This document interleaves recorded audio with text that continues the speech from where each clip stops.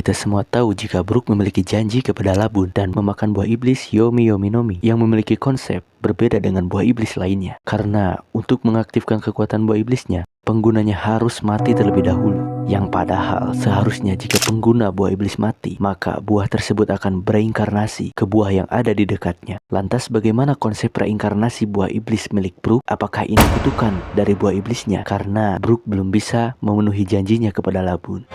Labun! 俺たちは必ず世界を一周してここへ戻る!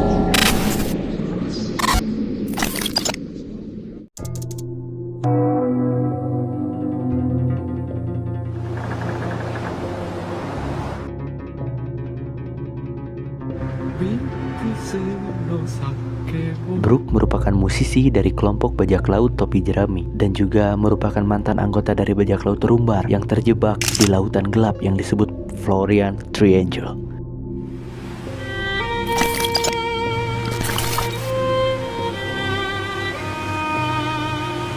Bajak laut terumbar yang berkelana untuk menebar kebahagiaan lewat musik yang berasal dari Wisblue.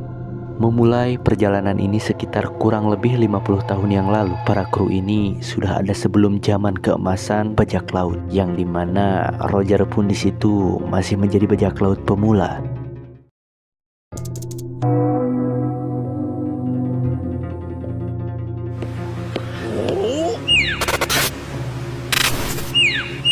Melihat paus itu sendirian dan bersedih, mereka memutuskan untuk memainkan musik dan menghiburnya. Melihat ia masih mengikuti mereka karena sangat menyukai musik, Brook menamainya dengan nama Labun. Ora, esa kue Labun! Oi, oi, omae itsu no mani namae nanka tsuketan da? Labun sangat menyukai Brook karena permainan musiknya dan menyukai rambut afro dari Brook. 少し話を。まあ、歌はちょっと待ってください。私たちは確かに仲間だけど、お前は Ketika Brook sudah mau sampai di Grand Line, anggota bajak laut terumbar pun sempat bimbang karena Grand Line itu lautan yang sangat berbahaya. Bahkan jika Labun sudah dewasa pun tidak akan sebanding dengan monster laut di sana. Jadi Labun pun tidak diperbolehkan untuk ikut.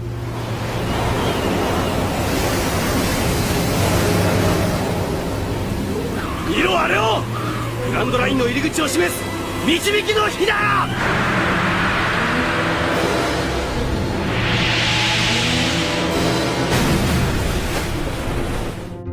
Pada akhirnya Brook dan kru lainnya pun sampai. Di sana mereka bertemu dengan Crocus, orang yang menjaga mercusuar.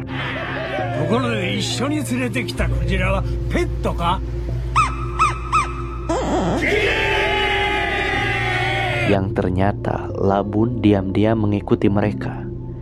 Semua orang pun terkejut dan memutuskan untuk menghabiskan waktu sejenak di sana dan memainkan musik kesukaan Labun, yaitu Bing Sake.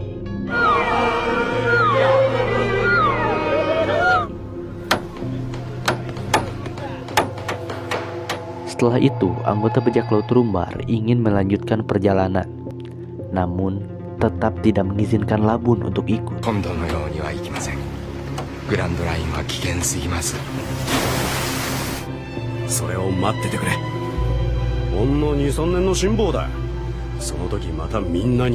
Tapi mereka berjanji akan kembali suatu saat nanti jika sudah menaklukkan Grand Line. Semua awak kapal pun mengucapkan selamat tinggal kepada Labun. Labun!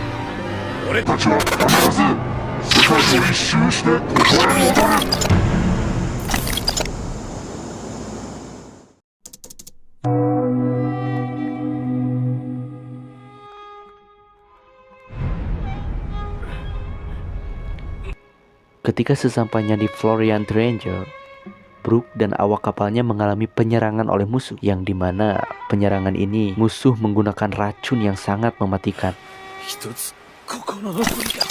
Karena dirasa tidak ada kesempatan lagi untuk hidup, Brook pun meminta kepada teman-temannya untuk menyanyikan lagu Bing Sake. Watashi, moshi, yomi yomi no mi no chikara de todoke masu, kanarazu. Dan kita diperlihatkan bahwa ketika bermain, kru dari bajak laut Rumbar itu tumbang satu persatu.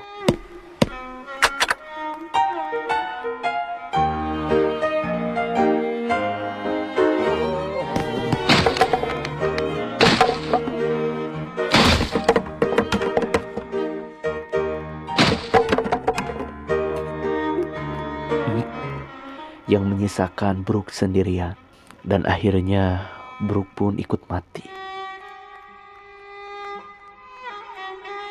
Namun sialnya, ketika Brook mati, dia terlalu lama untuk kembali ke tubuhnya, hingga menghabiskan waktu 1 tahun untuk mencari tubuhnya sendiri. Dikarenakan awan yang tebal yang menghalangi pandangan dari Brook, sehingga tubuhnya pun sudah berubah menjadi tengkorak. Brook pun terombang-ambing di lautan Froyant Triangle, sendirian, kesepian, kapalnya rusak, dan menyanyikan lagu Binsake hanya untuk tetap menghibur dirinya.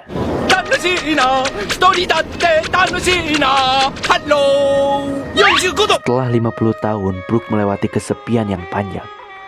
Brook pun akhirnya bertemu dengan Luffy, yang dimana ternyata Luffy mengenali labun.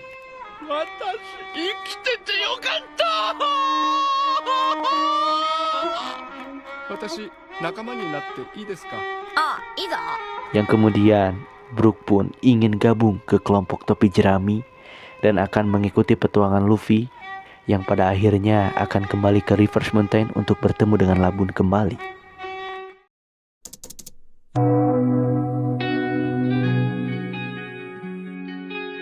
Yomi Yomi Nomi merupakan buah iblis tipe Paramecia yang memungkinkan penggunanya hidup kembali setelah mengalami kematian.